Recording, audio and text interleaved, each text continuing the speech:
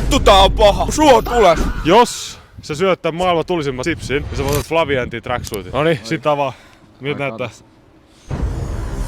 Siellä on kumihanskat. Tää näyttää vähän kriittiseltä ihan rehellisesti. Jännittääkö?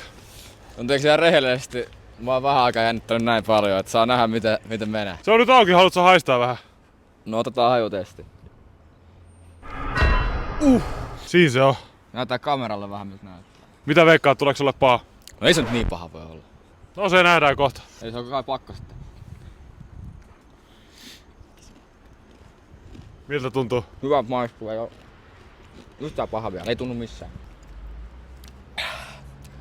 Se on syöty. Alkaako sittaa yhtään? Kyllä tää rehellisesti alkaa vähän sittaa.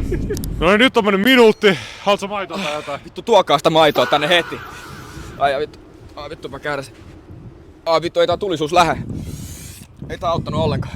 Teillä maitoa jätski jotain. On, jätskiä löytyy. Tarjoilee tuosta tänne nyt, saatana. Ois pahempi kuin luulit? Loukyy, mä ajattelin, mä oon hyvä tulisen kanssa, mutta tää on next level shittiä. Ja... No siinä on 2 miljoonaa Scottvilleä, et saattaa pikkasen mennä viedä, että alkaa helpottaa. Että... Sieltä on apu tulos jo. En oo ikinä käynyt helvetissä, mutta musta tuntuu, että täältä sieltä tuottaa tuntuu. Lähteekö lauantai leffailta? No jos se tulee tähän paskoon jätkiin, niin sit saa nähdä. Oli kyllä aika arvostettava suoritus. Tässä on tää huppari, mikä mä sulle lupasin. Miltä tuntuu? Hyvältä tuntuu.